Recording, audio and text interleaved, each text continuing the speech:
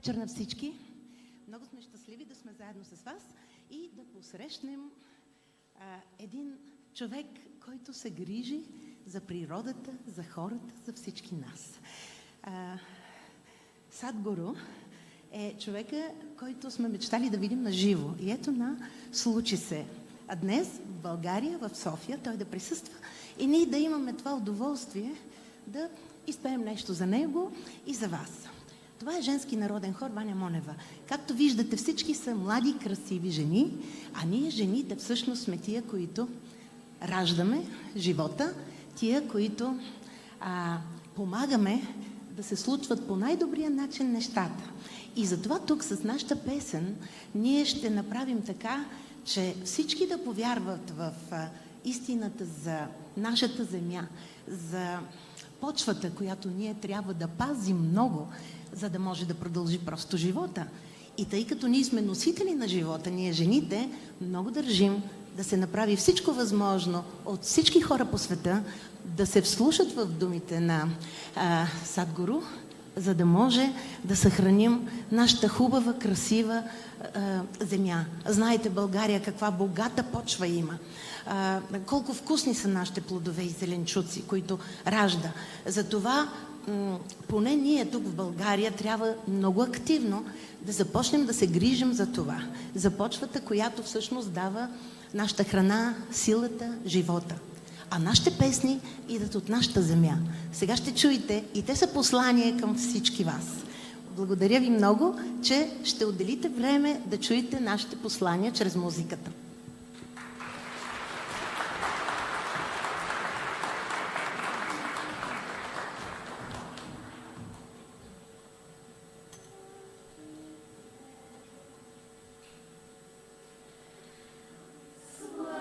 Izre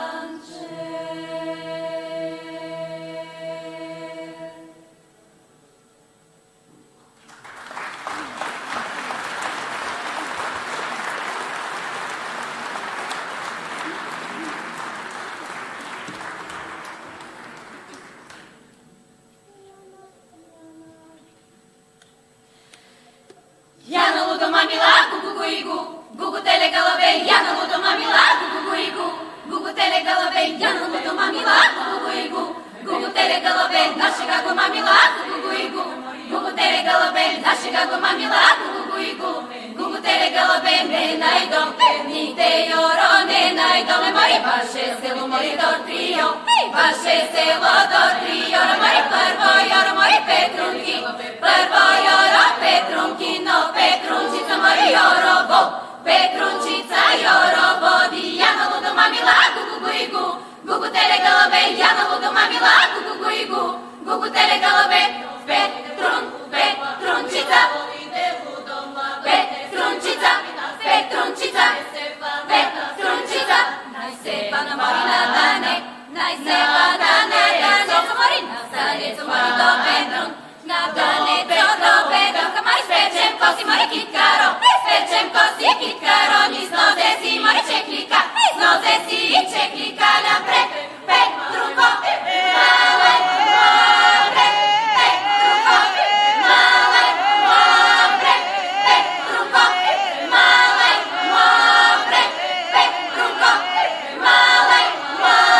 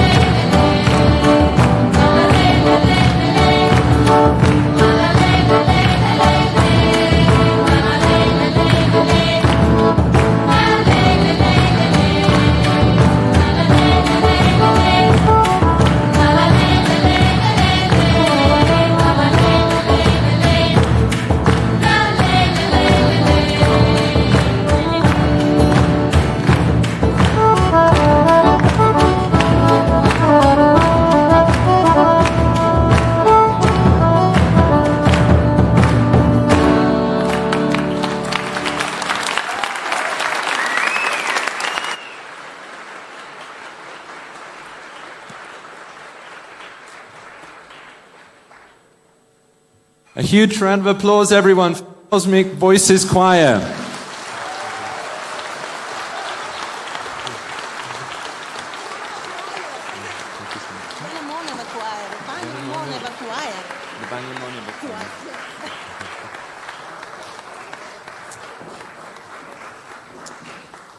So today marks the 30th day in Satguru's journey across Europe and the rest of the world.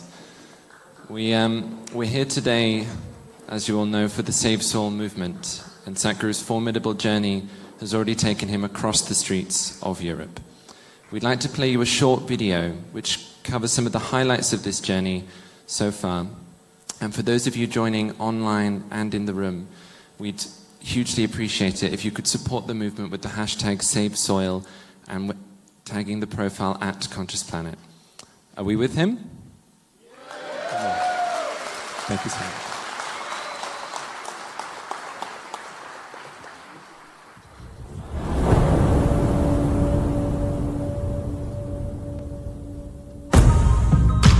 Soil is not a separate subject. If we are interested in health, if we are interested in agriculture, if we are interested in the well-being of the citizens of today and the unborn child of tomorrow, attending to soil right now, this is a must-do thing in our life. So this memorandum of understanding that we are signing, it will also bring some technical assistance to the Caribbean region. This is a historic moment because here is the first step to turn around.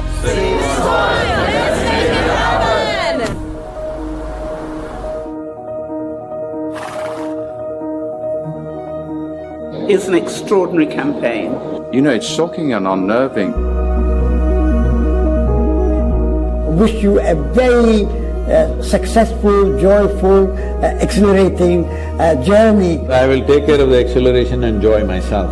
Yeah. What I need is, next 100 days from 21st of March, we want the whole world to talk about soil.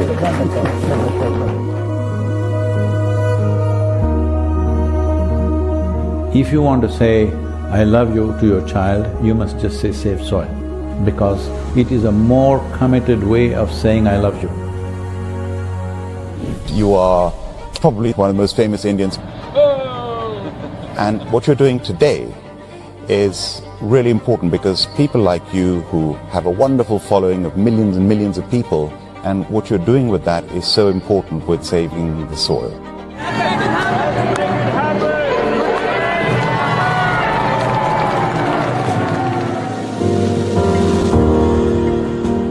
In the last 20 years, over 300,000 farmers have committed suicide. If this doesn't wake you up, what else I'm asking? What else needs to happen? Sadhguru, you have the ability to change the world for the better.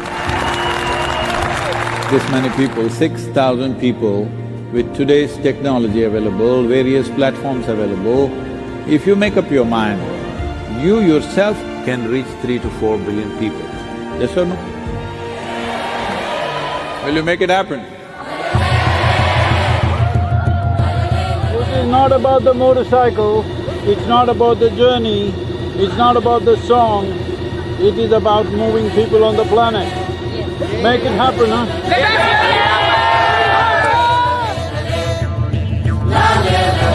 Soil body.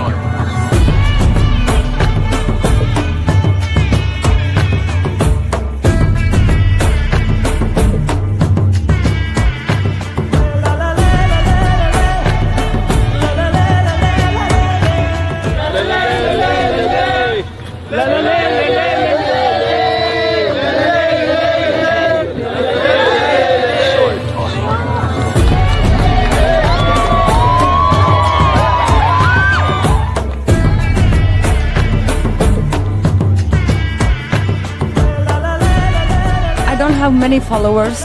What is the thing I can do to help to save the soil? In your neighborhood, do a jig. Initially, people will think, what's wrong with her?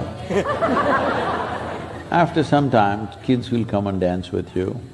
Tell them, just go and tell your parents, they must talk about this. I'm saying go and request people, I'm saying at this time if you don't talk to people, we will be a very regretful generation. Please, let's not go there.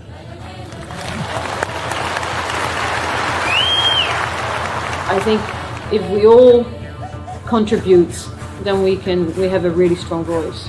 Save soil.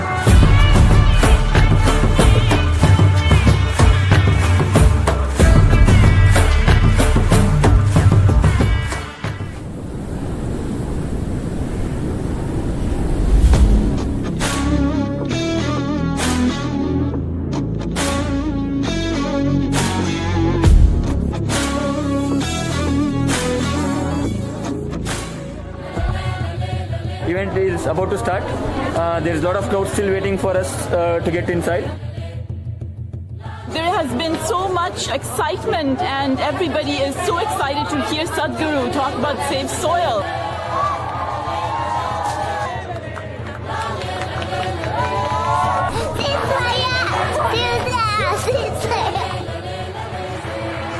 Tonight was absolutely overwhelming, and I was so honored to have the opportunity, first of all, just to meet Sadhguru. It was a huge honor.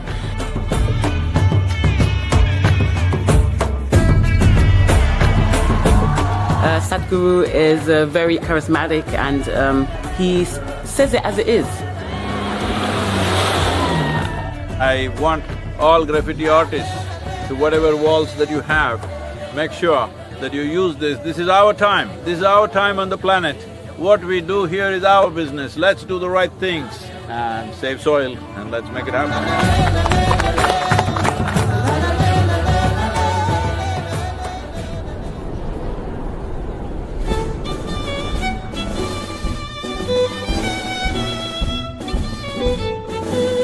One of the most beautiful cities of Europe. It is time that we in 21st century show that we are a mature citizens of this planet, that we want long-term well-being for ourselves and future generations. This is the opportunity. Save Soil is that moment.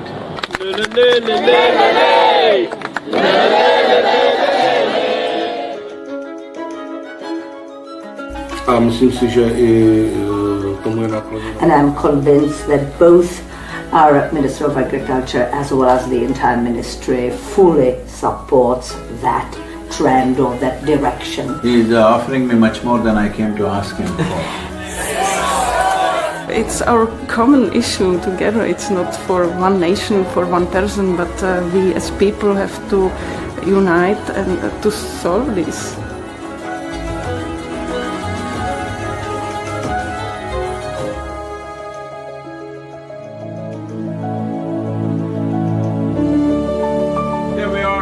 In this wonderful city of Vienna, soil is a common denominator to bring all of us together. Make sure the world gets it now. Lala lele le is your mantra for now, for these 93 days. And above all, don't pick a fight with anybody, it doesn't matter what they're doing, because we need every one of them. Namaskar.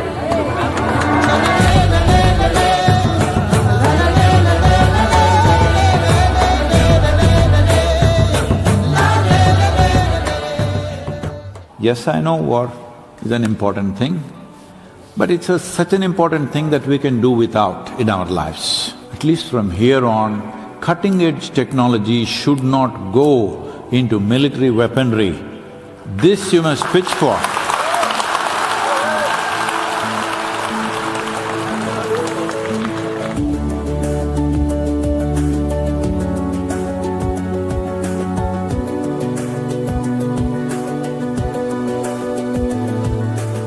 So, how do you feel here in Ljubljana in Slovenia? Feeling like it's home. Rešimo prst!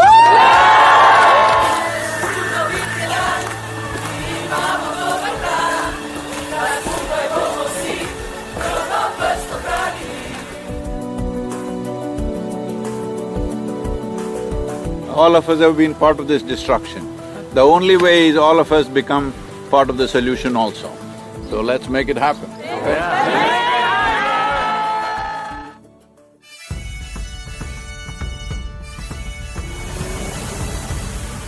Riding on to Italy. Italy is raining heavily tonight. Here in Venice, what a city! I am a huge admirer of Rome because whoever did it, their sense of geometry is so fantastic. The former president of European Parliament, he is 100% with us, and FAO is our partners now.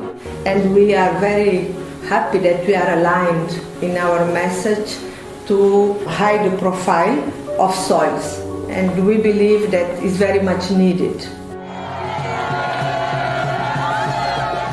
This great city, which is known as the Eternal City, We must understand, over 2000 years ago, this eternal city made the mistake of overfarming the region, and the erosions that caused did tremendous damage, and that was also the fall of the city at that time. So, the Romans of today should never make that mistake once again.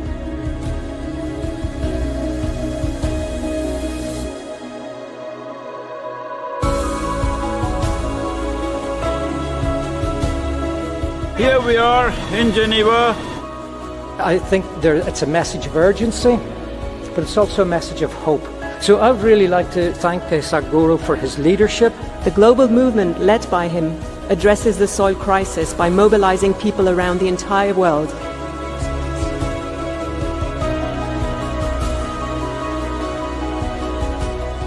This massive fountain in the Lake of Geneva is lit up for Save Soil today with Save Soil colors of blue and green. You cannot stop this. The moment is on. It's going to be on till the policies are done. See, when people want it, it definitely will happen. There's no question about it. Tell me, will it happen?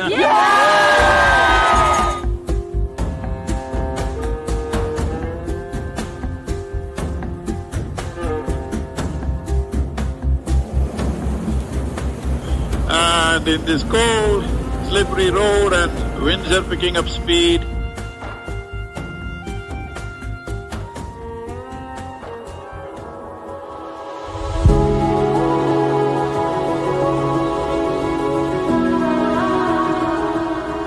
we already have one action, which is an MOU to be signed between Isha Foundation and 4,000 Initiative Soils for Food Security and Climate for cooperation in achieving our objective of creating a healthier soil.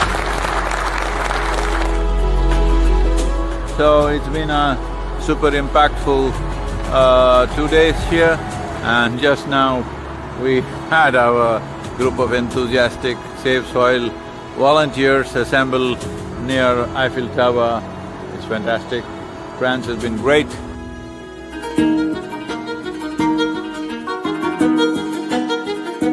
Well, Brussels, you need to understand, you have a bigger responsibility than most other cities, because Brussels is not just the capital of Belgium, European Union. Let's put together and work on a common message for all to save a resource that determines our future.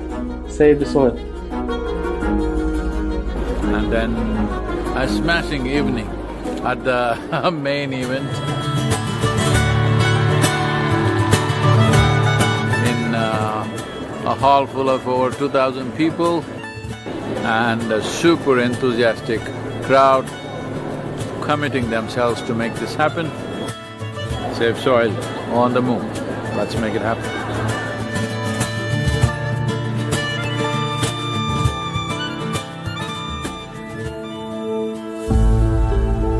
Embarking on such a journey is quite extraordinary. We therefore highly appreciate your Save Soil campaign. Save Soil, let's make it happen.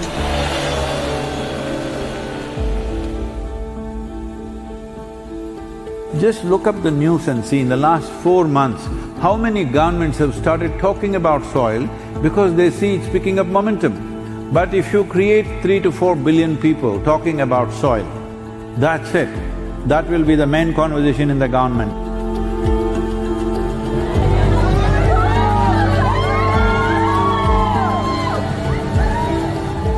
The Education Ministry in Germany has now come into the picture officially and asked all the children to do artwork to support Save Soil movement.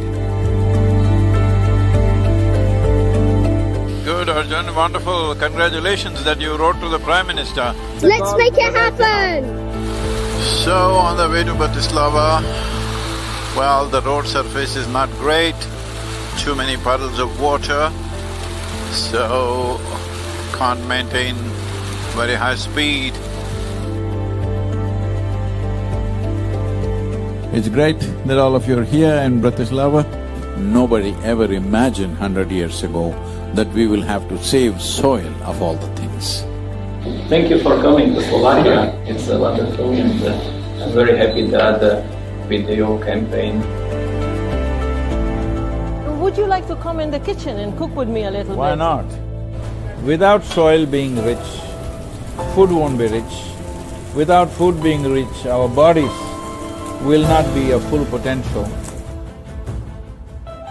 The old heroes always built something which stands up like this, but the new heroes are those people who will nurture the soil which always lies beneath our feet, never stands up.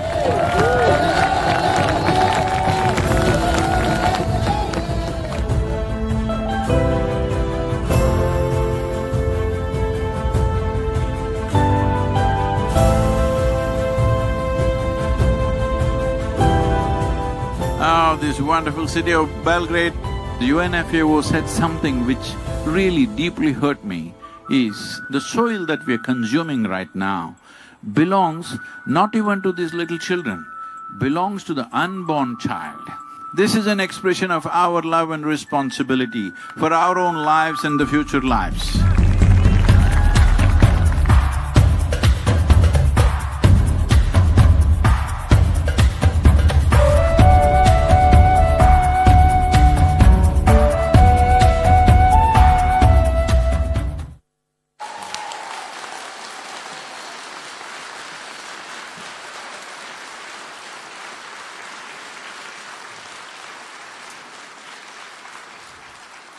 So, Sophia, are we all ready to help save soil?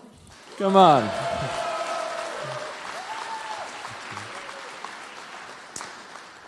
We now have the immense honor to invite to the stage Mr. Barislav Sandov, the Deputy Prime Minister for Climate Policies and Minister of Environment and Water for the Republic of Bulgaria. Please come to the stage, sir. Thank you.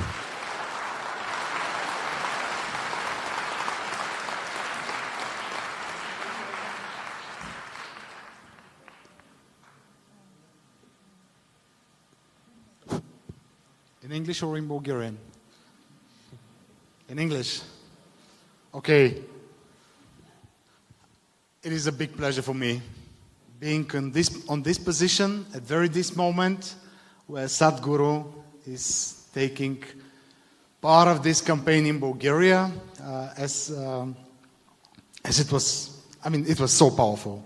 The video that we watched and an overview here, I know that many people they couldn't join us because they're just outside, which means that Bulgaria is also part of this campaign, and this is very, very enthusiastic for me.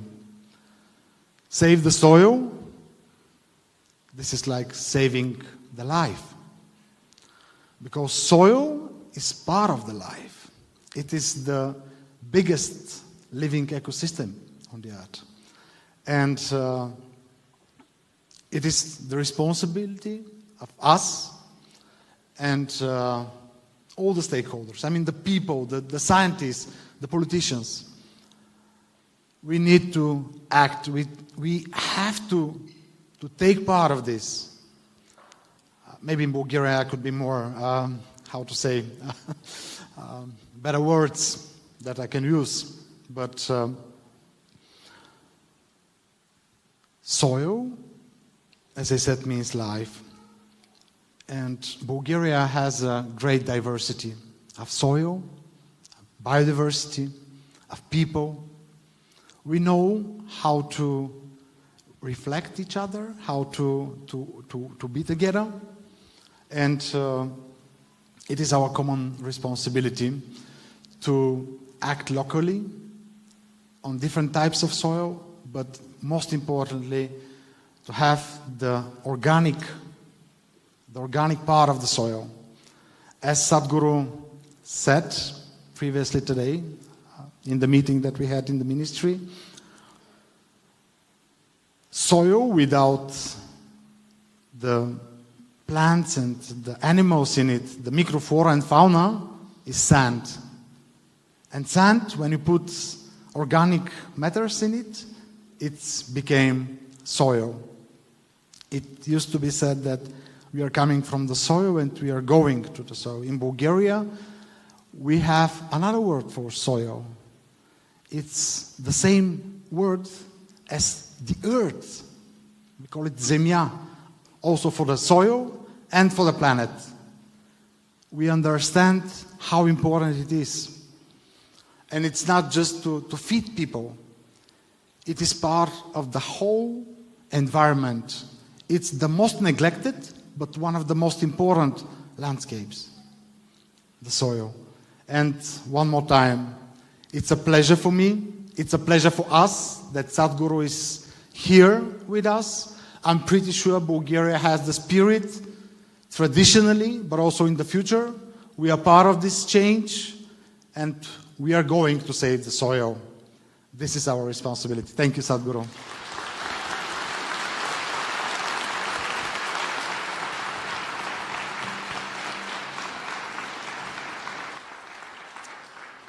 We also have the huge honor of inviting to the stage the Ambassador of India to the Republic of Bulgaria, Mr. Sanjay Rana. Please come to the stage, sir. Thank you.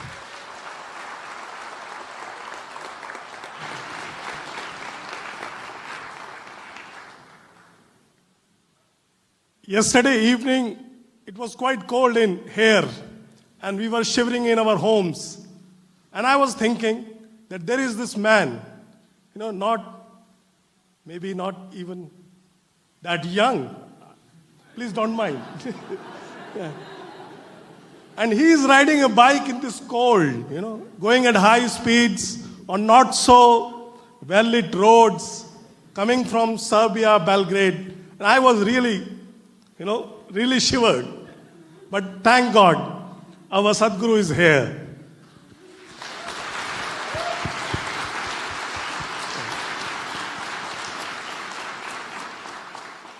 Sadhguru is a man of many facets. It's not easy to explain him. A yogi, a mystic, visionary, but a very practical guru, a best-selling author, a man who is of many talents, but one thing is for sure, he has dedicated his life to people, and his Isha Foundation over the years has involved people in changing our world for better.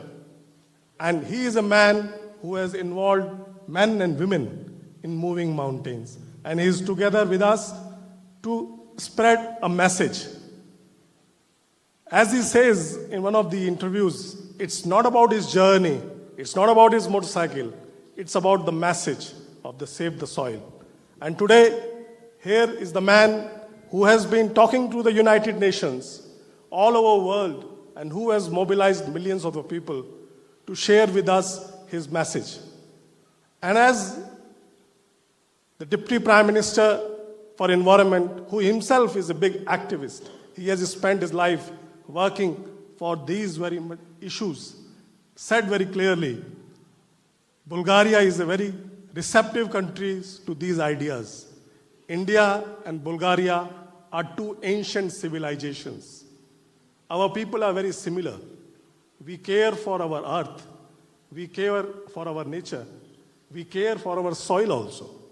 So thank you, Sadhguru, for coming here with your message, and we are looking forward to listen to you. Thank you. Let's give a big hand to Sadhguru.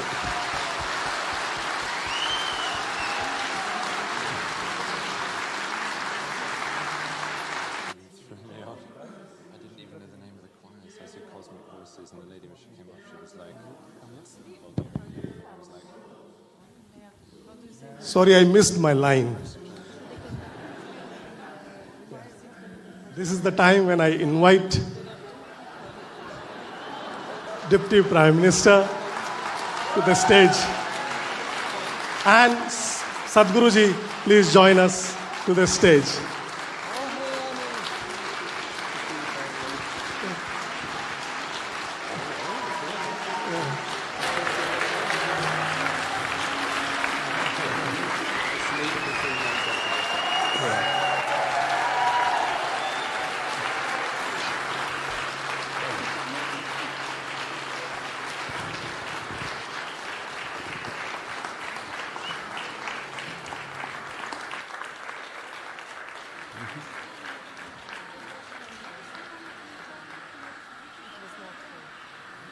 Okay?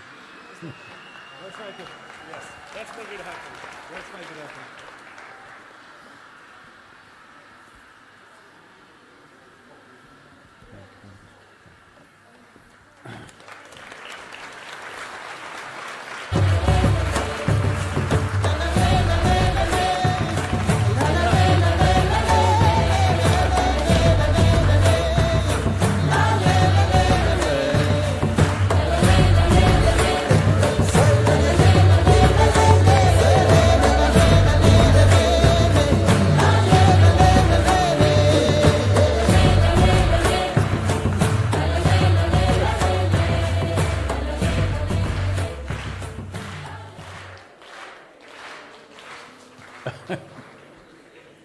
Namaskaram and good evening to all of you. I'm sorry I cannot say a word in Bulgarian. Somebody told me what is thank you, but I've forgotten.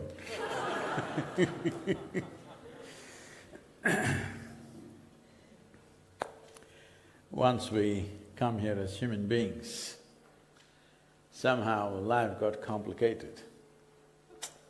If we were born like any other creature, stomach full, life settled. But once you come here as a human being, stomach empty, only one problem. Stomach full, 100 problems. Hello?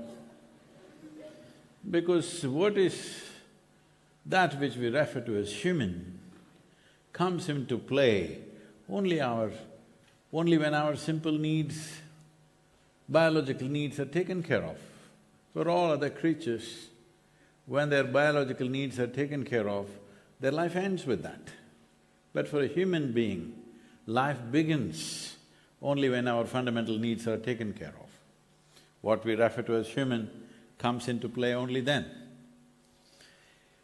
So this possibility of what a human being can be has led to so many issues and problems in the sense see, if you are born like other creatures, 90% of your life would be fixed by nature.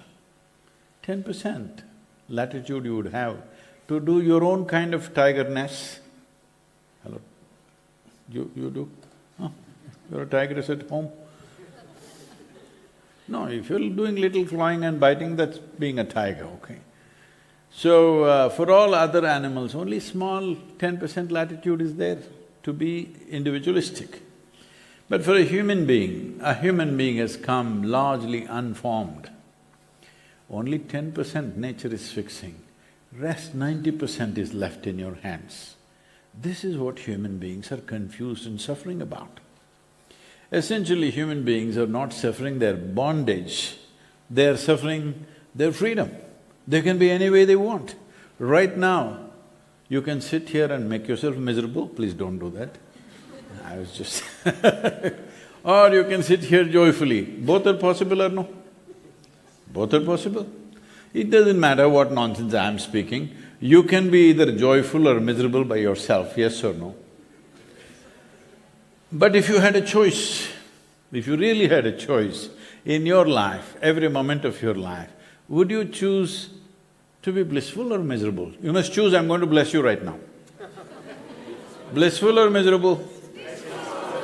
Those of you who didn't choose, you must choose, it's very important. This is the whole thing about being human, that you have to choose how to be. Every moment, how to be. Every moment, how to interact with the person who's in front of you. This is your choice. Hello? Yes or no? If you sit here, if you stand here, how to be, this is your choice every moment. If you don't choose, you will become accidental and you will fall back in the evolutionary scale. That's what is happening. So this is what human beings are suffering, enormous suffering. It's like no other creature suffers like a human being. Other creatures suffer their physical pains and, there's an ailment or an injury or hunger, they suffer that. You give all these things, keep a human being in a very good place, but still, endless amount of suffering. People come to me and say, Sadhguru, my mother-in-law, she's terrible, Sadhguru. My boss is not even human. My husband, After all, his son, her son, like this. I say, you do one thing, you come to the yoga center, I'll give you a nice place to stay, good food to eat, no mother-in-law, no boss, no husband, no wife, nobody, just you. You be like this joyfully, I will take care of you for the rest of your life. But I will do random checks on you. If I find you miserable, I don't believe in feeding misery. We'll stop feeding you. Oh, just 24 hours you leave them in one place. In how many ways they twist themselves. All kinds of troubles. See, when you're alone, if you're miserable, you're obviously in bad company. Hello? Yes or no?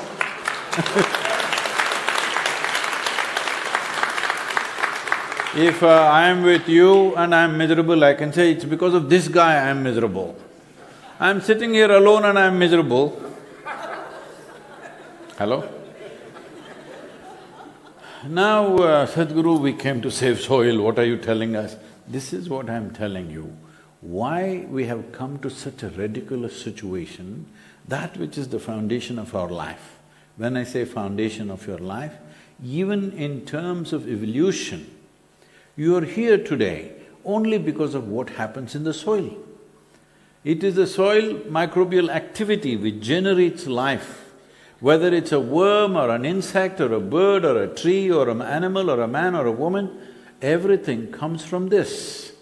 But why have we come to this ridiculous situation where we have to worry about the soil, which has always been there for millions of years? This is all it is. This is the case of a potato farmer who wanted to eat apples. He went to the right tree, the apple tree. But out of sheer habit, he started digging the earth for apples. When he did not find any, he became furious, furiously dug. Then the tree came down upon him. That's what happens.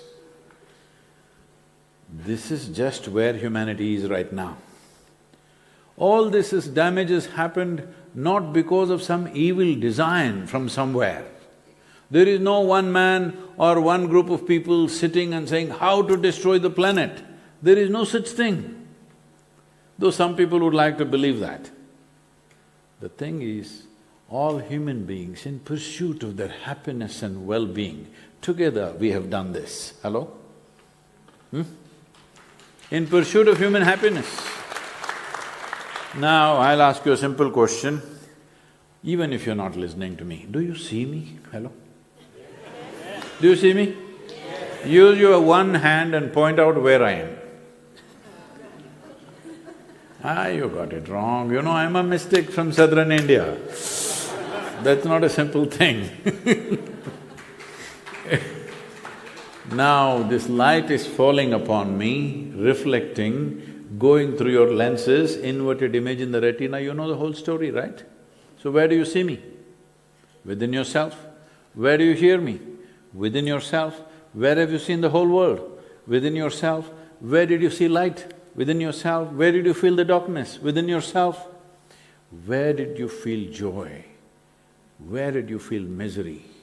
Where did you feel agony? Where did you feel ecstasy? Within or outside? Always within. Every human experience, anything that's happened to you, pain and pleasure, joy and misery, agony and ecstasy, happen only within you. Did I say something wrong? Hello? Oh, then what about my husband? He's escaping. He's escaping all the blame. My wife, my husband, my mother-in-law, my neighbor, should we all let them free? I'm asking, where is human experience happening? Within you. What's happening within you must happen your way, isn't it?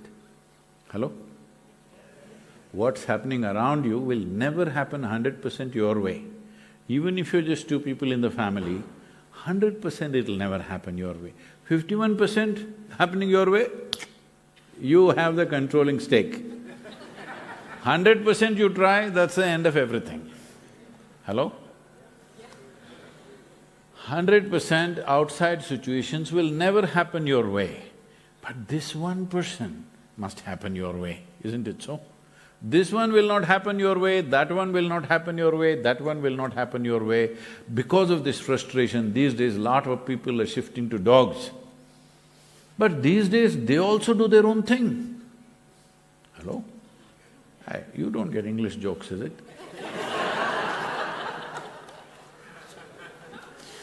Hello?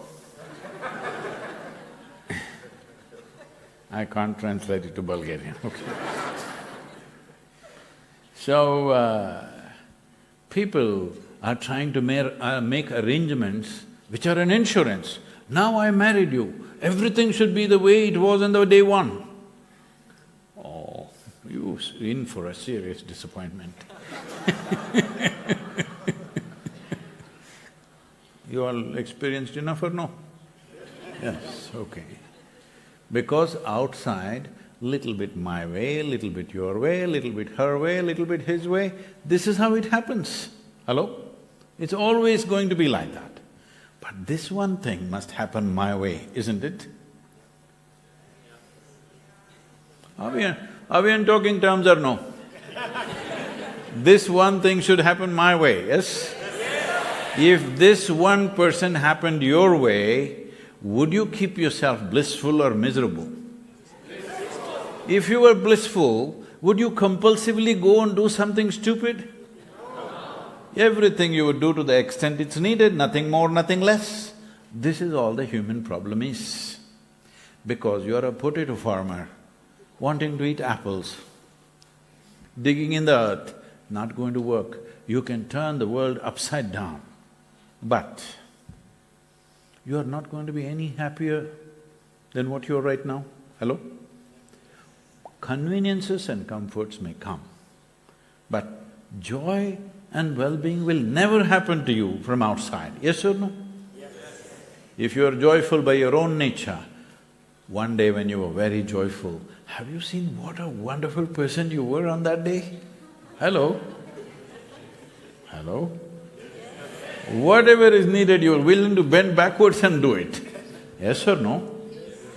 A little miserable you are, oh, how hard it is to deal with you. When you are miserable, you're a nasty human being. Happens, yes or no? When you're joyful, you're a wonderful human being. This is the greatest mistake we have done, that we did not aim in this world to produce joyful and sensible human beings. We always thought good human beings we must produce. People who think they are good, they're usually insufferable. Because goodness comes by comparison. How do I become a good man? He is not okay, he is not okay, she is not okay, she is not okay, he is not okay, he is not okay. Compared to all these people, I am a good man. Suppose you were the only person on this planet, would you know whether you're good or bad? Hello? No. But would you still know whether you're joyful or miserable? You would? So, instead of looking at what is existentially, experientially true for us, we have been focusing on what is social realities. This is a big mistake. And now, instead of understanding what is happening within your mind in terms of thought and emotion is your psychological reality, we are assuming that it's an existential reality. If you have nasty thoughts, if you have troubling emotions right now of anger, fear, anxiety, whatever else, I don't want to give all the examples because you may learn.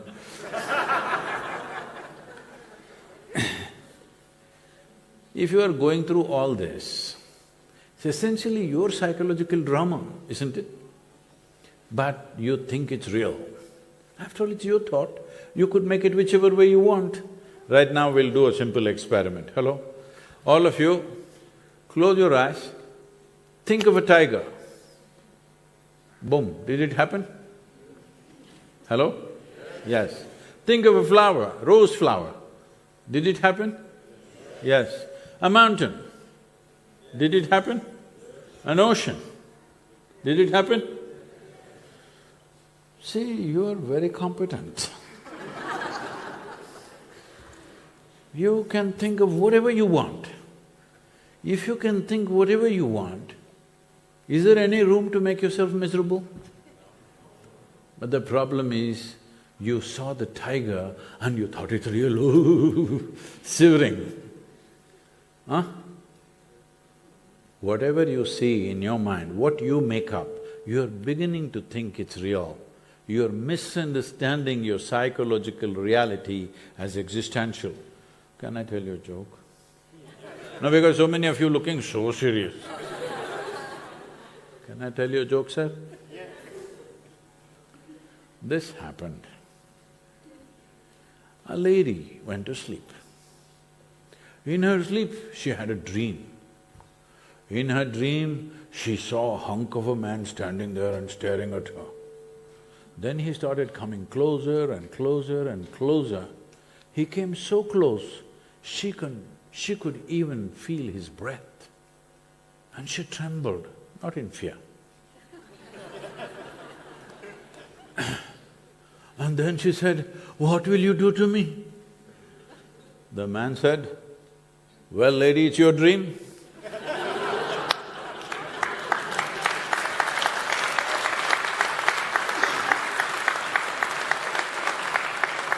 What's happening in your mind is your dream, isn't it?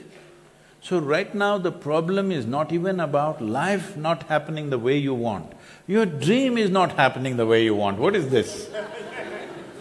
Life doesn't happen the way you want, but your dream not happening the way you want. This is a serious psychological issue. Hello? Yes or no? Yes. Say right now, can all of you… Okay, let's do this. Can you do this? Sitting down. Can you do this? Can you do this? Okay, this is great. You're in control. Suppose I ask you to do this, your hand are tit. What will we think? Something wrong? Some ailment, isn't it? Hello? If your hand doesn't go where you want it to go, if it does not do what you want it to do, some ailment or no? Similarly, if your mind does not do what you want it to do, you think it's an ailment.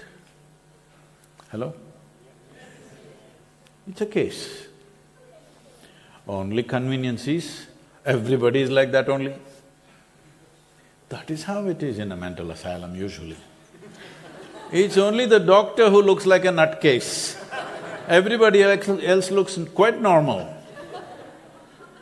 Right now, what's happening in your mind, you think is real in the world. This is a case, isn't it? You generate a thought and you become miserable. You generate an emotion, you become miserable. Huh? Case or no? Serious case, isn't it? And how much misery this is causing.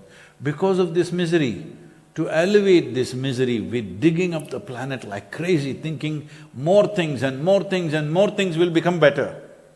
More and more and more, all that's happened is, houses have turned into warehouses, but people are in the same place. 100 years ago, how happy people were, how happy you are, you think it's gone up? Hello? No. I won't say it's worse, maybe it's the same, but physically we are far more comfortable and we have conveniences that nobody could dream of 100 years ago, yes or no? Yes.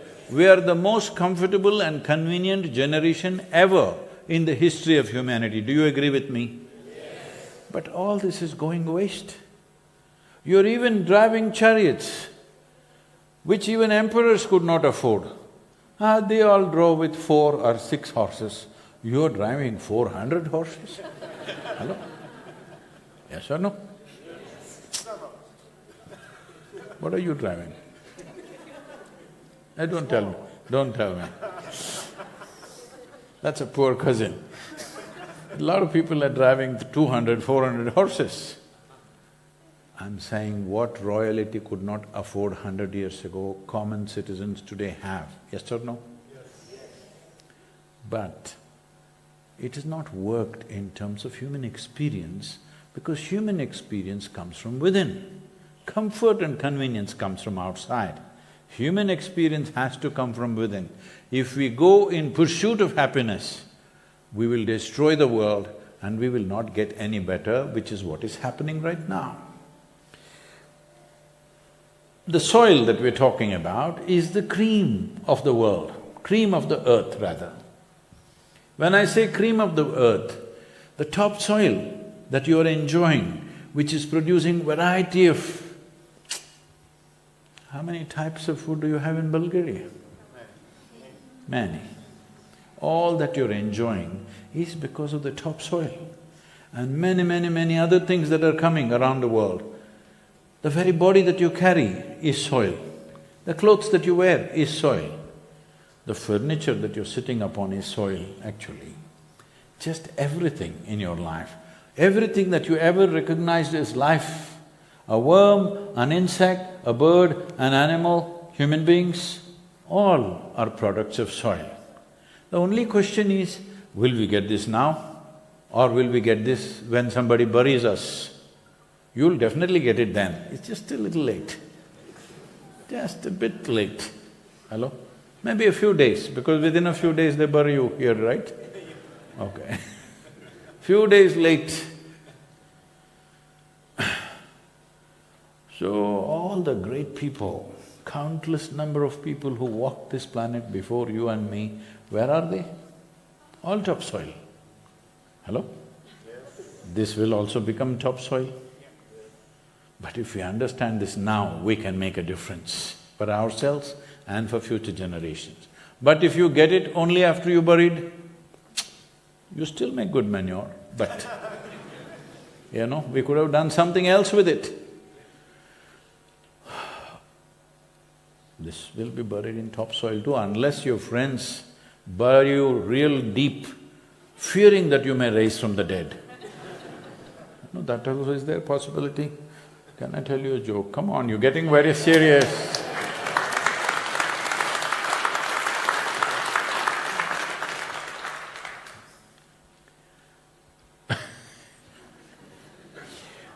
The one reason why human beings have lost their ability to perceive life just the way it is they've become dead serious about their life. First, you must be serious and then you must die. But when you're dead and then you're serious, it's wrong order of things. Hello? When you're alive, you may get serious one day and you will die after that. But first you're dead and now you're serious. Dead serious is not a good thing. So this happened. There was a couple in Texas. Anybody from Texas?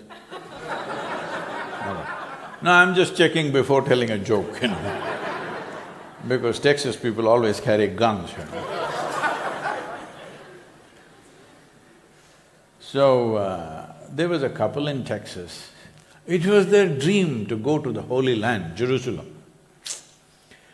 When they were in their 20s, they planned to go to Jerusalem, but then they got married.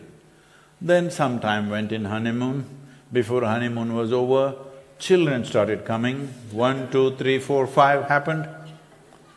That took some time and children had to grow up. They grew up and then they went to go school, then they had to graduate, then they did their undergrad, they got married, grandchildren came, you know, usual things.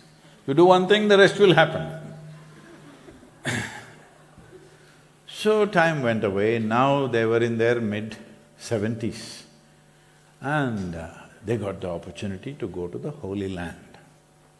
And they went to Jerusalem. They were overwhelmed, walking the same street where Jesus is supposed to have walked, going to that place where he is supposed to have walked upon water, all these things, it overwhelmed them. But unfortunately, the lady had a heart attack and she died. You know, that also happens. Then the husband was preparing to transport the body back to Texas. Local people arrived. They said, no, no, no, don't do such a thing because your wife has done the right thing. To die in the Holy Land, that's the best thing to do. She's done the right thing, we will do all the rituals here and ensure the best things happen for her. And because you have come from United States of America and you're distressed, normally we charge $24,000 for this. We will make it $18,000 just for you because you're American and you made the dollars, so we give you discount. The man thought about it and he said, no, I will take her back to Texas. They said, oh, see, nearly 37 years of marriage and 47 years of marriage and you're distressed, you're not able to think straight.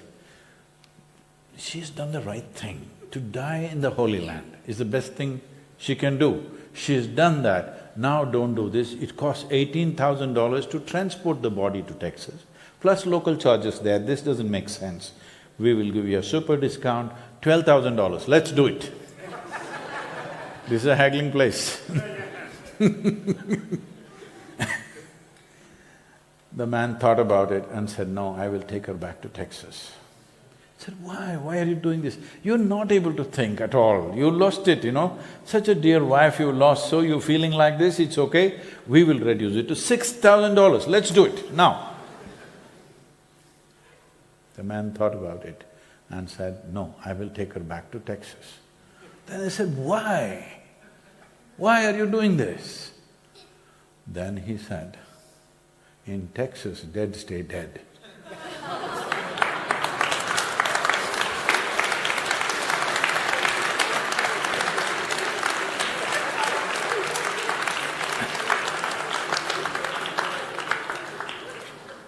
Now, this is the problem with us. We have not come to terms with certain realities of life. The fundamental reality of life is, we are born one day, whether we live well or badly is in our hands, but we definitely will die one day. We will try to push it. Hello? We'll try to push the date a little bit. But are there any immortal people here? Hello? All are dying sort only, right? All are dying sort? That's good, because that means you're a normal human being. Otherwise, you're a dangerous human being. Dying kind of people are good. We don't want you to die today, we want you to have a long life, but you must die one day, yes or no? It's a good thing or no? Otherwise, who will make space for the younger generation? We have to make space. It happened once. A rich man built a house in India. There's part of the culture that when they build a house, they will invite a yogi or a mystic or sage, some sage or seer to come and bless the house. So they invited a yogi. When the yogi came home, they didn't treat him like a yogi, they treated him like a king. They welcomed him, fed him nicely and did all the things, hospitality. In India, hospitality means it's a sure way to the hospital, like that they treated him. How do you do your hospitality? Just like that? Yeah. Same.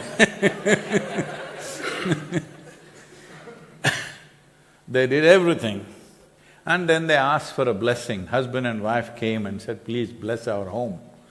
The yogi raised his hands and said, first let your father die, then you die, and then your children die.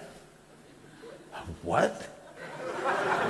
We treated you like a king, and now when we ask for a blessing, you say first my father should die, then I should die, then my children should die? What the hell are you talking here? The yogi was surprised. What did I say wrong? Isn't this the way life should happen to you? First your father should die, then you should die, then your children should die. If you die before your father, that's not good. If your children die before you, not at all good. Hello? First your father should die, then you should die, then your children should die. This means life is happening in its natural order. Well, we would like to kick the can and push the date a little bit. Do some yoga, we will help you to push it. But there's nobody who avoids it. So why I'm talking about this when it's about soil is because everything that you see as life here has come from that, and it has to go back to that. You may have grand ideas as to who you are. As far as soil is concerned, you are just a recycle. A pop-up and pop-back. You know, you've seen those pop-ups in your computer screen? Poop, poop, gone. So in terms of the life of this planet, you are just a few seconds blimp happening and going back. So, but human beings, because of our cerebral capability and our competence to do things, we should have figured out one thing. See, the reason why nature left your life free, that means for all other creatures, nature has put two lines. For the human being, there's no top line. You can be any way you want, because nature trusted your intelligence and competence, that you will naturally do good things to yourself. But it looks like humanity is trying to prove nature wrong in every possible way, because what has happened is, you know, this is not me, okay? The modern scientists are saying, the genetic scientists are saying, the difference between you and a chimpanzee in terms of DNA, the DNA difference is only 1.23%. 1.23% is not much of a difference, isn't it? Hello? Hello? So physiologically, that is how close to a chimpanzee you are. But in terms of intelligence and awareness, you're worlds apart from a chimpanzee. So right now you have an intelligence for which you don't have a stable enough platform. That's your problem. If you do not stabilize this platform of your physiology, of your chemistry, of your energy systems, if you do not stabilize this, your own intelligence will freak the hell out of your life. That's all that's happening right now. If you remove half the brain, your brain I'm talking about, you will be very peaceful. Always peaceful, isn't it? Hello? About 3 years ago, this happened in the city of Hyderabad. You heard of Hyderabad in southern India? A television anchor, she was a reasonably popular woman, a young woman in her… she was 32 or 33 years of age. One day she jumped out of her fifth floor balcony and she killed herself. And she leaves a note. This note was plastered on every television screen. Anybody in India at that time would have definitely seen it.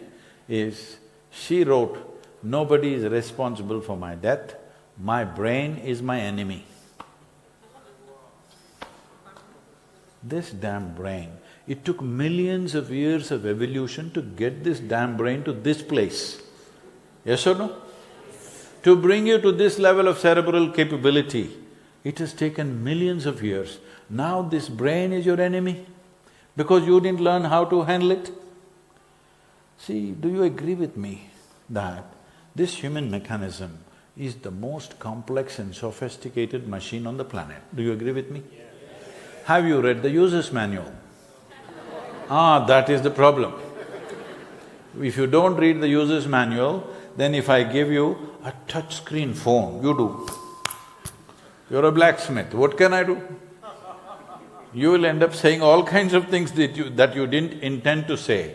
That's what is happening with this. This is more than that, it can create the touch screen. So this must be more subtle than that. If you just think about it, it happens. Hello? If you just incline like that, it will happen. Yes or no? If you just smell something, it'll happen. Pleasantness and unpleasantness, both will happen. It'll happen, isn't it? That subtle. Such a machine we gave you and you're not reading the user's manual, this is a serious problem. Now, without reading the user's manual, such a sophisticated technology, is this the greatest technology on the planet? Do you agree with me? Hello? Because every other damn technology came out of this, isn't it? But you don't want to read the user's manual? It functions accidentally. If something functions accidentally, anxiety is natural. Hello? You do one thing, we will… there is a challenge like this. There is a bicycle with a handlebar. If you turn it like this, it'll turn this way. If you turn it like this, it'll turn that way. Have you seen that one? There is a challenge, you have to learn to ride it, it's counterintuitive. Suppose we made your car like this. If you turn like this, it'll go here. Oh, you'll be terrorized, isn't it? Hello? That's all that's happening with this.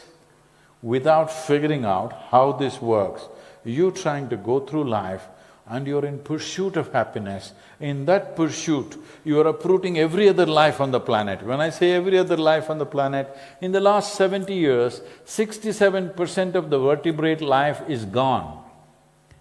In the last 50 years, 92% of the freshwater aquatic life on the planet is gone. 80% of the biomass insects are gone. What's our plan? Hello? What's our plan? Suicide, is it? Because this is suicide. We are heading that way. The problem with us is, we have this issue of walking into disasters and then grieving over it. But as a generation, we have this opportunity. If we act now, in the next 10-15 years, we can make a significant turnaround. But if you let it pass now for another 30-35 years, the loss of biodiversity per year is approximately around 27,000 species are going extinct per year. At this rate, in another 35 to 40 years' time, we'll reach a point where it'll be extremely difficult to turn the soil around, or probably it'll become impossible. That's where we are going. So, what I'm telling you is, if we have any love and concern for our own lives and our children's lives and every other life that lives on this planet, it's time to act. It's not time to debate.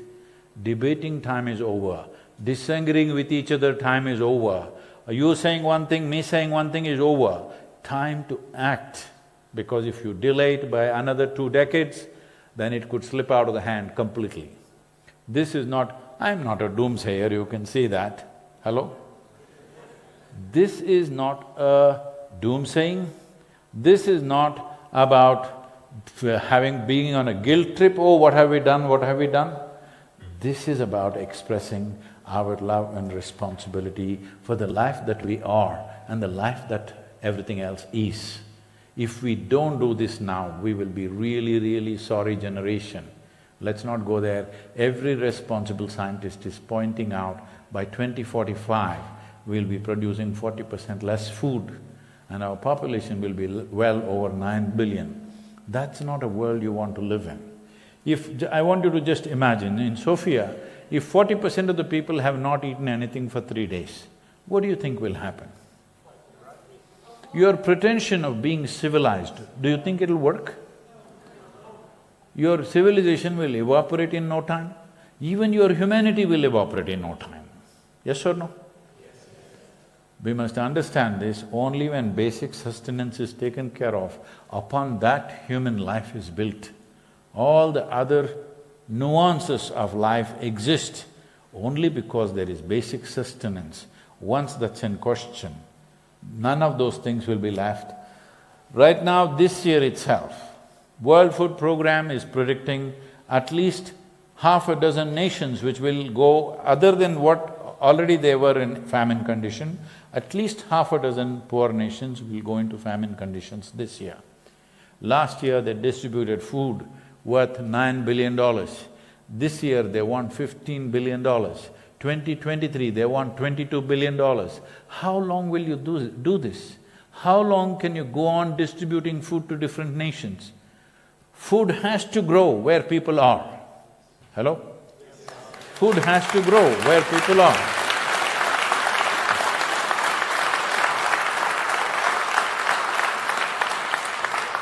Well, maybe you can't grow a kiwi fruit in your local garden, but at least basic food has to grow where we are, for every population. It is expected by 2032, 1.2 billion people will be migrating both because of food and water shortages that will happen in the world. 1.2 billion people, when they move, your walls and your guns and your police and your armies cannot stop people. 1 billion people, you cannot stop. And above all, when people migrate, forced migration, unplanned migrations, when they happen, the amount of suffering that human beings go through cannot be described, especially women and children. What they go through when they're dragged through strange lands where they don't know how to handle themselves, what happens to them is unspeakable. Even now it's happening. Media counts only the dead, understand?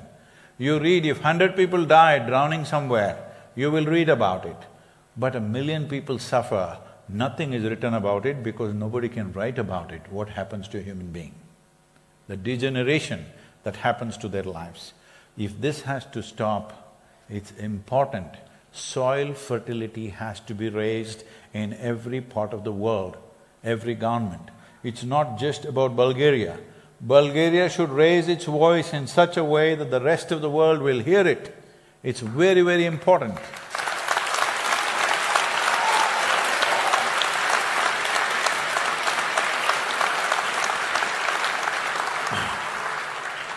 With the technologies that you have today, all of you have a small phone, you have a phone? What is it, smart one or a dumb one? You have a smartphone.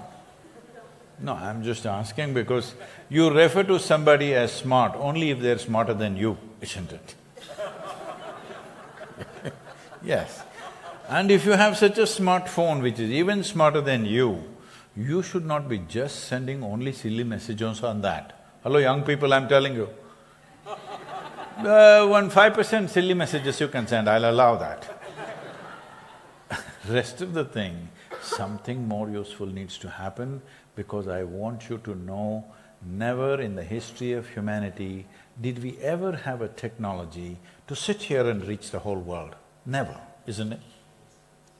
Now people are complaining, oh, social media is causing stress to me. God damn it, if it was there, there'll be stress. If there is no… if you were a caveman also, you would be stressed. Yes or no? Yes. So, this is a powerful tool that you have. If you make up your mind, you yourself, this group here itself, 1,000 people, you yourself can galvanize 3 to 4 billion people. I'm addressing the COP15 in Ivory Coast in the month of May. If we have 3 billion people by then supporting soil, don't have to support me, say something about soil. Every day get up in the morning and say something about soil. Hello? Yes. On your phone, on the different social media platforms, say something about soil. Otherwise, just come on the street and shout and dance, soil, soil, somebody will take a picture and put it on TikTok. Do whatever you have to do, but I'm telling you, as citizens of this world, as a generation, if we don't act now, we will seriously regret. World Food Organization, Food and Agricultural Organization, that is UNFAO, is saying that the food that we're consuming right now actually belongs to the unborn child. An unborn child means it is the most helpless life, most defenseless life. Yes or no? Even if you try to do something funny with a 2-year-old, he will at least bite you, at least try. But an unborn child, a child which is in the womb of a woman, if you beat it, there's nothing it can do. Yes or no? If we eat up the food of that child, it deeply pains me. Hello? Have we become that kind of people that we will eat up the food of the unborn child? Have we become like this? It's time to act. Because if we don't act now, it'll be very, very difficult to reverse things in another 20, 30 years' time. It'll become very difficult.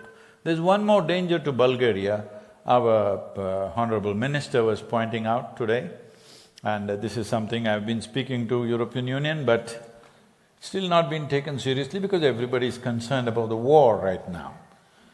I don't know what is the excitement about the war. It's a horrible thing to do to each other, all right?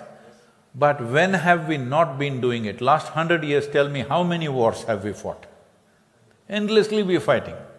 So war is a concern, not that it's not a concern, but there are other concerns which we cannot fix if we don't do right things. For example, if the temperature in the world goes up by 2 degrees, which every possibility there is in the next few decades, then the wind speeds in the world will pick up anywhere between minimum 15 to 30 degrees speed, extra speed will happen for the winds.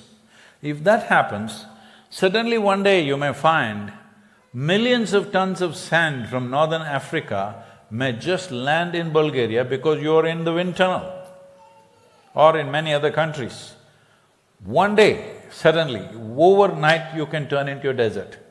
Leave the slow process, overnight you can turn into a desert if the wind speeds pick up another 25 to 30 kilometers per hour extra other than what it is right now. Even now the sand is coming to Bulgaria, but the quantities are not threatening.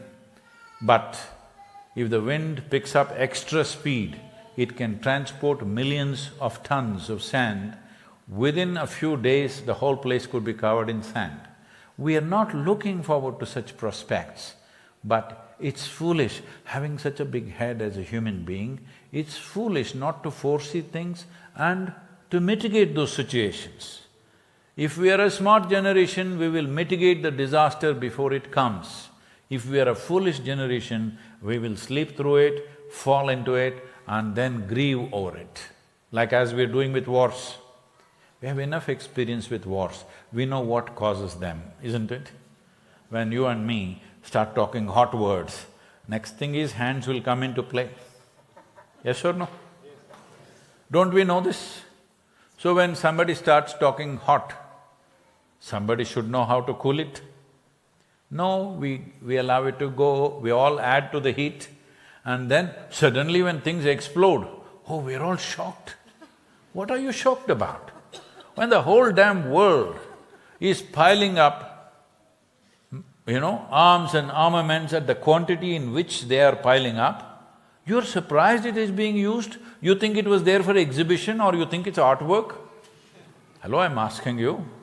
Across the world, every nation is piling up huge amounts of arms, investing trillions of dollars into it. You think it's being done simply for… they're collecting, is it? Like stamp collection. When it is used, why are you surprised? So this is what I'm saying, such short-termism. If we are really interested in war should not happen, we want a peaceful world, should we not work at that? Hello? After it explodes, what's there to do? See, if two people are talking hot words, we must cool them, all right? Once one guy slaps the other guy, then it has to happen, isn't it, the rest of it? Once one thing happens, the rest of it naturally happens. I'm not trying to support anything here. All I'm saying is this is a natural process between human beings. If we do not mitigate hot situations, inevitably it'll end up in a fight somewhere. When it happens to us, we are shocked. When it's happening all over the place, we thought it's natural. Hello? When every movie that you see, the only way to settle any dispute is to bash somebody's face, why didn't you protest, I'm asking? Hello? Every movie that you see, every television show that you see, can any argument be settled without punching somebody's face or shooting them? Hello? Why are you not protesting? You're liking it, even your children are shooting everybody on the games. Hello? Yes or no? Even your little children are learning to shoot somebody all the time, isn't it? Why are you not protesting and why are you shocked when bombs explode, when people shoot at each other? If children shoot on the television screen, shouldn't adult mature into something little more? Hello? Please, this is very important. I'm saying we are talking about soil now. This needs action. Similarly, many other aspects of our life need action, but we think we can sleep through things and everything will be okay. Is sleep a crime? I'm asking you. No, Sleep is a good thing. But if you sleep through your life will become a disaster. And a disaster is worse than a crime. Crime affects one or two people. Disaster does terrible things to everybody, isn't it? So, with so much technology, with so much knowledge, with so much ability to communicate, if we do not create what we want in this world, when else are we going to do it? If we cannot do it, when else will you do it? When we have the tools in our hand that we can communicate to the whole world about something that matters to every life on the planet, if we do not transform that situation, it simply says we don't care enough, isn't it? There were times when people didn't have means. Now we have the means. We must do it. Hello?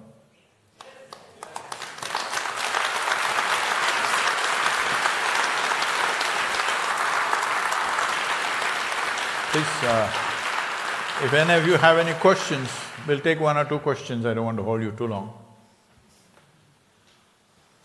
Where are those fine ladies who were singing that choir? Fantastic. Where are they? Are they here?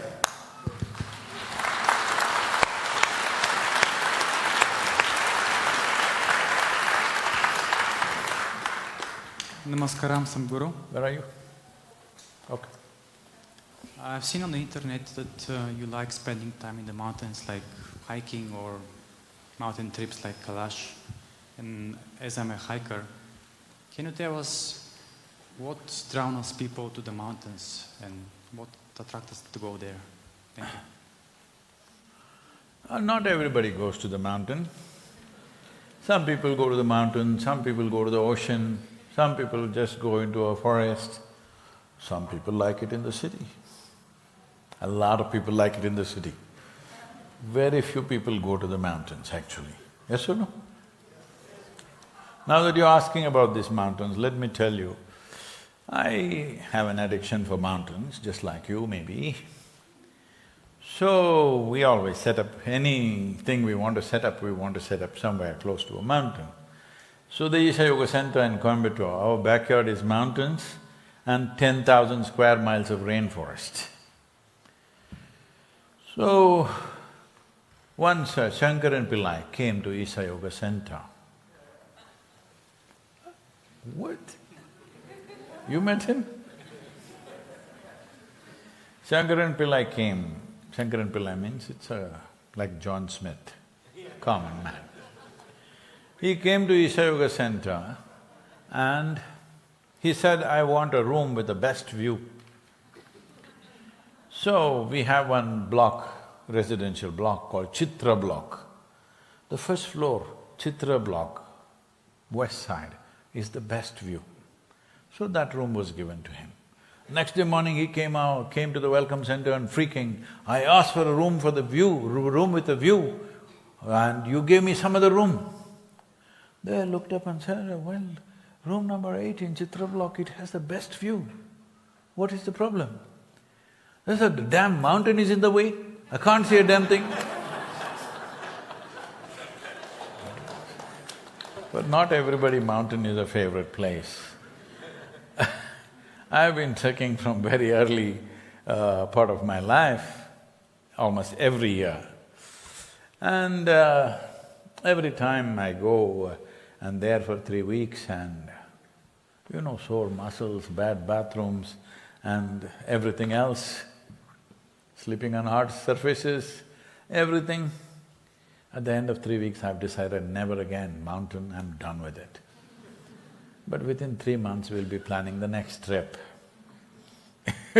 So like this, from the age of 19, every year I've been in the mountains. So, what is it about the mountains? There is a need for a human being to rise to a high place. And if you can't do it within yourself, mountain gives you a good view, makes you feel like you're up there. And if you don't know this, those who climb the peaks, they never stay there, they just stay for a few seconds and come back, you know this? because they want to come back. So, you know, I have been on top of Mount Everest. You didn't know? Come on, don't do that. Let me tell you the whole story. There is a climber from Indian Navy who went up and he used the practices, we taught him Saktachalana Kriya, he used that and none of his team members made except himself and 2 Sherpas made it to the top. And there, in gratitude, he held my photograph and took a picture. So I've also been there.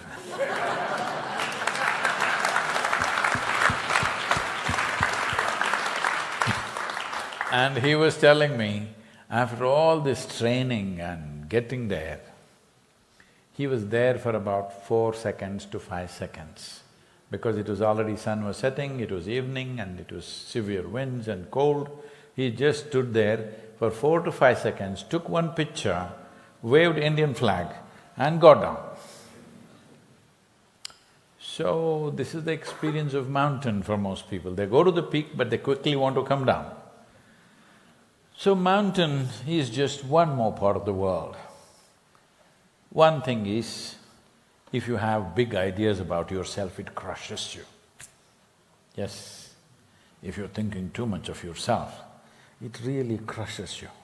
That's a good thing about the mountain. That any part of nature can do, but mountain does it slowly, gently, kneading you to become nothing.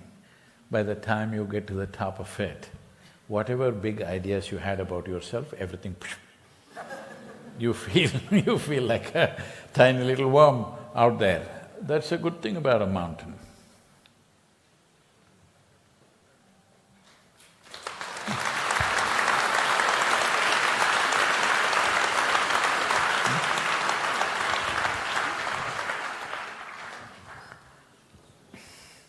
Sadhguru, thank you very much for what you're doing and for who you are. You helped me a lot, and I wanted to ask you something. You talk a lot about consciousness, conscious planet, right? So why aren't we naturally conscious? Why do we need something big to happen, something to shake us, and then we start thinking about that and become more conscious? And it seems it's been like this in the past, and now why aren't we natural? Why aren't we naturally conscious? Because you're not natural. That's why.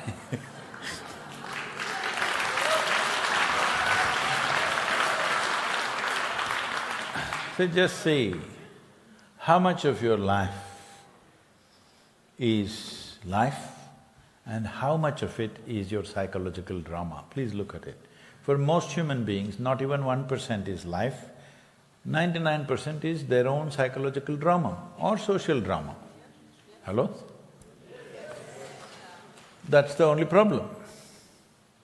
If you reduce your psychological drama or make it in such a way that you're a good director, that means drama is happening as you want. If you're a good director, drama should happen just the way you want, isn't it? You're the director but drama is going wild. Then where is the question of being conscious? Because everything is happening, even psychological situations are happening accidentally, life situations will be the same consequence. For most human beings, at least those of you who are here in this hall, nothing really terrible has happened because you're still alive. Hello? If you're alive, nothing so terrible has yet happened to you. I hope it never does. But nothing too terrible has happened to you, you're okay. Because I want you to understand, you think, oh no, I lost my money, most terrible, I lost this person, most terrible. No, I want you to look at this. Have you been to a funeral? Anybody's funeral? You've been. That guy is lying down like this. You go and tell him, what is the best Bulgarian food which is everybody's mouth waters? What? Huh? Banita. Banita? Banisa. You go and tell him, Banisha, Banisha.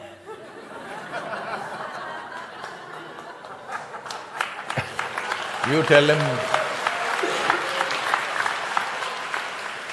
him $1 billion right here, right here. You tell him most beautiful woman is here. You tell him anything. Why do you think this guy is like this? Because once life is taken out of him, that guy is not interested in a damn thing in the universe. Hello? Because that's all you have. Rest is all your imagination. The only and only goddamn thing you have is you have life. That's the most precious thing and the only thing you have. Yes or no? Rest is all imagination. Now, your own imagination has become so big that you're walking like this and you're willing to die because somebody said something. Somebody just called you an idiot, what about it? Hello? What's wrong with truth, I'm asking? Because if somebody can freak your life with one word that they say, obviously they're telling you the truth, isn't it? People, yesterday somebody is asking me, Sadhguru, how do you manage? We are on social media, here and there we find people criticizing us, saying nasty things about us, we can't take it. How do you take it? 25 years they're continuously accusing you of all kinds of things. I said, what can I do? It's dog's pleasure to bark. When somebody says something, I don't ignore them, I listen carefully. If there's some truth about it, let's fix it. If it is not, that's the way it is with them. But if you know what you're doing is significant enough, what somebody says, what does it matter? Hello? Hello? What somebody says matters because you have shaped your whole life on other people's opinions. Yes or no? We are a volunteer-run organization. About 5,600 full-time volunteers, over 17,000 part-time volunteers. What a volunteer-run organization means is, nobody is trained for the job. Everybody is enthusiastic. And you cannot fire them because they're volunteers. You run something like this, you'll go crazy, believe me. So people keep coming to me every other day and say, Sadhguru, I can't work with her, she's so horrible, I can't do it anymore. I say, see, on this planet, this is the kind of horrible people there are. Like this one, like this one, like this one, like this one, this is the kind of horrible people there are. If you see that what you're doing is significant, you learn to work with these horrible people. If you want to work with perfect people, go to heaven on today. Hello? If what you're doing is important, you must work with people who are there. You want to work with those perfect monuments, you must go. Today, you shouldn't postpone it. Hey, when you're going to heaven, can you postpone it? You cannot postpone it, you have to go there soon, isn't it? Because if I get there, I'll come and disturb that also. Before I go, you must go. No, I'm joking with you. I'm saying the problem is this, that you have become more of a psychological and social creature, not an existential life. Your first life, then everything else, isn't it so? Even your gender, your social position, your education, your nationality, your race, your religion, everything is secondary. First thing is your life, isn't it? This is why soil, save soil, need not be just an ecological movement. This can be a, globally unifying humanity kind of movement because we have found every kind of difference. If you look at you, oh, what is your nationality, what is your gender? Gender is also a question now, we can't make out anymore. What is your gender, what is your race, what is your religion, what is your caste, what is your creed, what nonsense political philosophy do you believe in? We have found every possible way as to how to separate ourselves. We definitely need some common ground, isn't it? If you do not understand what is cosmic consciousness, at least understand the very body that you carry is soil. Yes or no? Yes. Oh, I'm Bulgarian soil. Suppose if I die in Bulgaria, or they bury me in Bulgaria, and you die 100 years later, I'm giving you 100 years extra, okay? You can't complain. You die 100 years later, and they bury you right next to me, then your body also becomes part of the soil without any resistance. My body also becomes part of the same soil. Will we get it now, or will we get it then? That's the only question we have. So when we say consciousness, we are talking about a dimension beyond the boundaries of this body. What is it that makes you and me separate? This is my body, that's your body. This is my mind, that's your mind. Here and there our minds may overlap, but my mind is my mind, your mind is your mind, my body is my body, your body is your body, isn't it? But when you say life, there is no such thing as my life and your life. This is a living cosmos. You captured some, I captured some. It is like two little children are blowing soap bubbles. This is my bubble, that's your bubble. Poop. This is my air, this is your air, is it? I'm asking. Hello? Is it so? This is my air and that's your air? There's no such thing. Similarly, when we say life, we are talking about that. When we say soil, we are talking about that. There is no such thing as yours and mine. This yours and mine is to play a little drama, you got to be you, I got to be me. If you're making a drama, I don't know what's the mythological dramas here, what do you play, huh? Let's say you're playing Ramayana. All of us can't be Ram, all right? Somebody has to play Ravan. Hello? Yes or no? All of us will play the same role, is it possible? No, to play different roles, all of us are wearing different costumes, playing different roles, perfectly fine. But the moment you start believing what's happening in your head as reality, then you are breaking the world in many different ways and breaking your own consciousness into pieces. So this is all you have to do. People ask me, when an American lady came, she was very angry with me. She said, Sadhguru, how did this happen to you? I have been doing yoga for 40 years, nothing happened to me. And you just went and sat on that rock and it happened. Where is the damn rock? Oh, it's not in the rock, ma'am, but if you want to find the rock, I can point out, you can carry it home. It's just this. If you do not identify yourself with anything, you understand identity is just a role that you play in the world. If you don't take it very seriously, if you don't become too big of that, then to be conscious is natural. Your problem or the world's problem is right now this. See, in this vast cosmos, doesn't matter whether you're a scientific person or a religious person, you still don't know where it begins, where it ends, isn't it? Hello? Both do not know. That's a good equality, at least. In everything else they argue. Both men of science and men of religion, both do not know where it begins, where it ends. In such a vast cosmos, this solar system is a tiny speck. In that tiny speck of a solar system, planet Earth is a microspeck. In that microspeck, Bulgaria is a super microspeck. In that super microspeck, Sophia is a super microspeck. In that, you're a big man.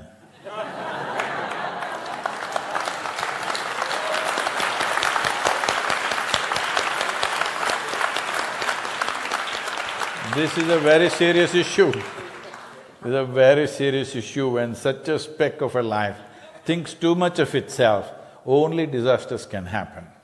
So consciousness means just this, that in your life you begin to experience yourself beyond the framework of your body, because this is what the boundary is. You need to understand the physical exists only because of a defined boundary. If there was no physical boundary to this, if there's no boundary to this, I cannot say this is my body, isn't it? Hello? If this was all over the place, could I call this my body? Only because of a defined boundary, this is my body right now. So, the physical definition, you know your body you slowly accumulated. Hello? You're not born like this. Hello? You slowly accumulated the food that you've eaten. What is that? Banisa. Banisa. Oh, Banisa. Huh? Well, Banisa and whatever else, slowly we accumulated. What you accumulate can be yours. I will not dispute that for now, but cannot be you, isn't it? Hello? If you just understand this much, experientially, you will naturally become conscious. There's simply no other way to be. So consciousness is not something one day it'll explode. You are consciousness. If you're not conscious, how would you know you're here? The question is, how conscious? Right now, before when those ladies were singing here, somebody was playing with the lights, I think, it did not light them up. Why? Not enough light. If you put on only one light, you will be seeing only 3 people who are standing here. Then you think only 3 people are there. If you light up 2 more lights, oh, you will see, 25 people are here. If you light up the whole hall, suddenly you see, so many things are here, all right? This is all it is. You are already conscious, little low energy. Why low energy is, you are building too much inertia in the body. When I say inertia in the body, one thing is, see, for most human beings, their whole life is about making arrangements for their body and their psychological comfort. Physical comfort, psychological comfort. Entire life goes in this. Just settling the hair. Somebody was telling me, there is more… the volume of money invested in hair care is about 3 times or 4 times more than what is spent on brain neurology in the world. No, I'm not saying anything about this thing, it's good. It looks good. You're not investing anything. You must stand up and show them what kind of… Say, he's not in…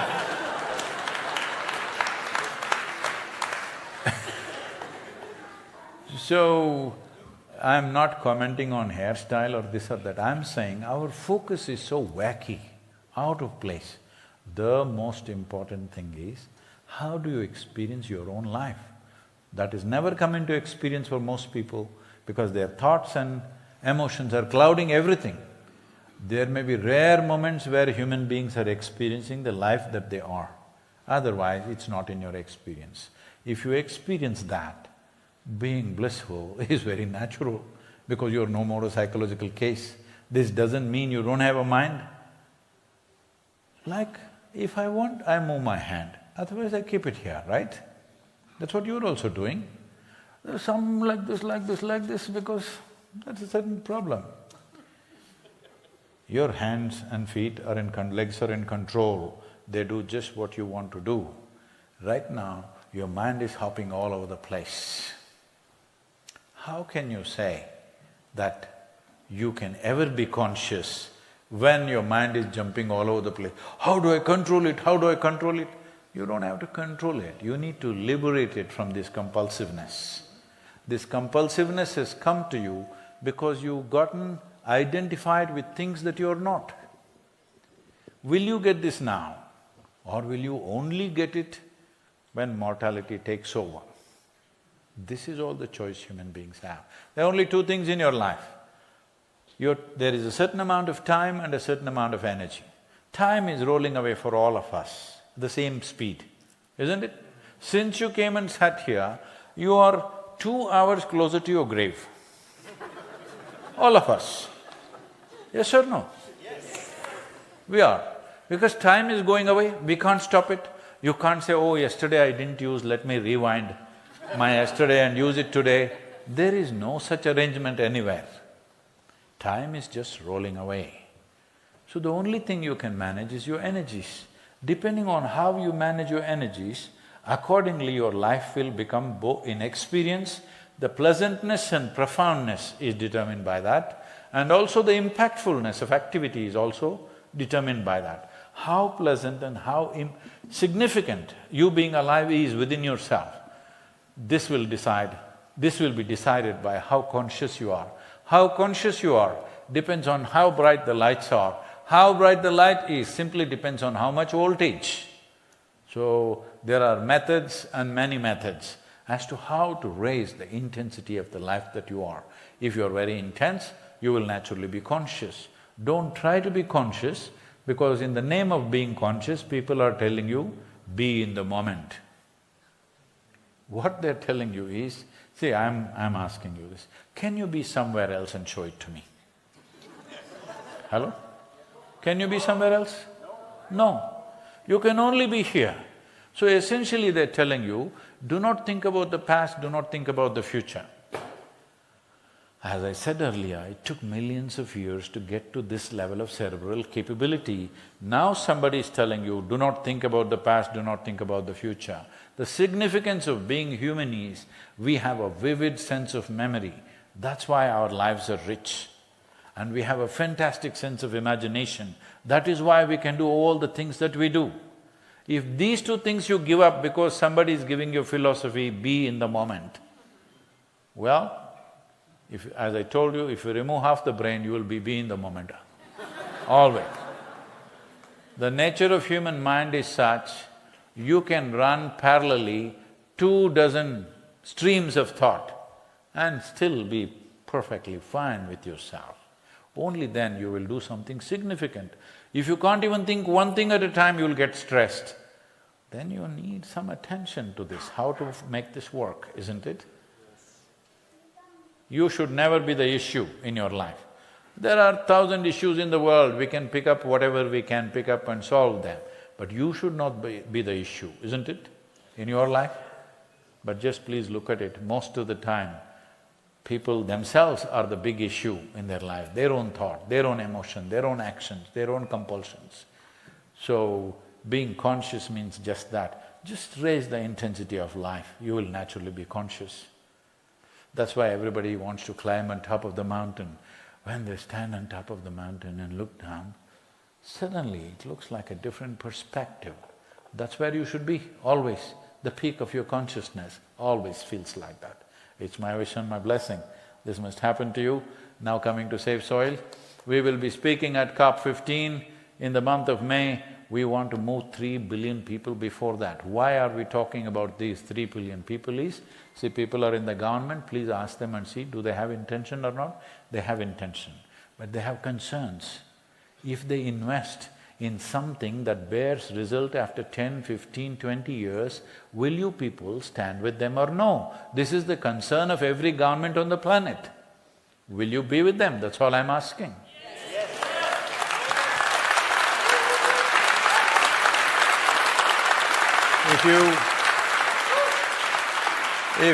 If the people… because most nations are democratic, I want you to understand, a democratic nation means we've elected governments for 4 years or 5 years in different nations. You give them a 4-year term, and then what are they supposed to do? First you must understand, governments are not elected to do something fantastic. They are elected to fulfill people's mandate. Hello? So they are trying to fulfill the people's mandate. In how many years? Within the 4 years. If you want them to invest in something which will bear result after 15 years, whenever any government did that in most parts of the world, the next election for sure they lost. Yes, this has been the reality of the world. So this is what we are trying to move in the world, people giving assurances to their governments, if you take steps to protect the future of our nation and our children, we are with you. Are you with them? Let's make it happen.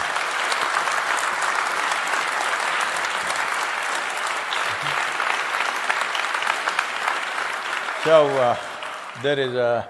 all of you already know this, there is a soil anthem, I think. Is there anything else? Please, somebody closing it.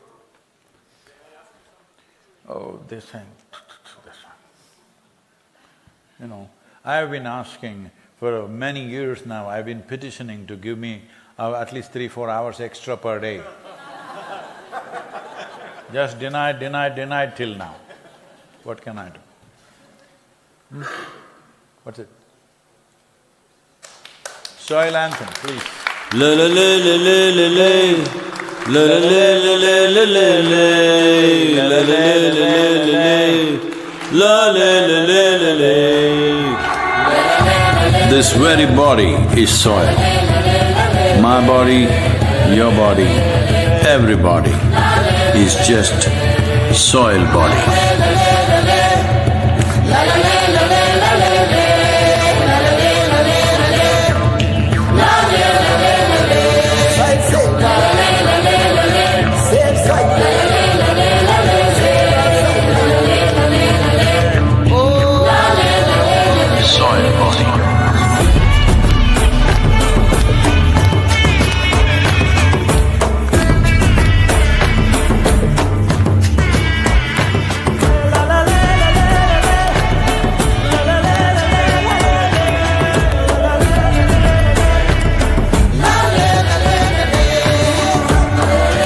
The magic of soil is it turns death into life.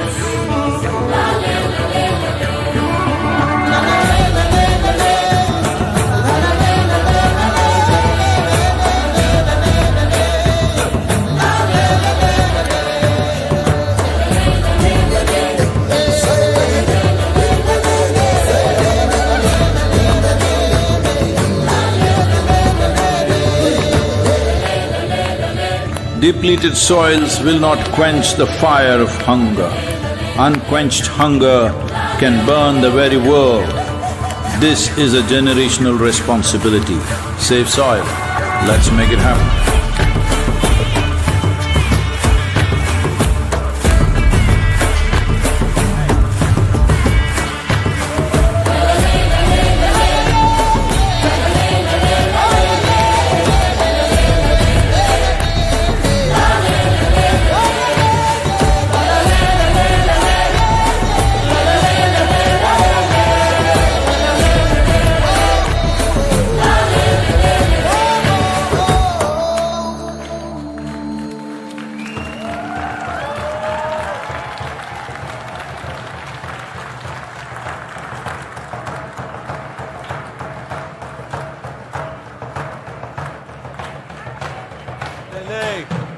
la la la la la la la.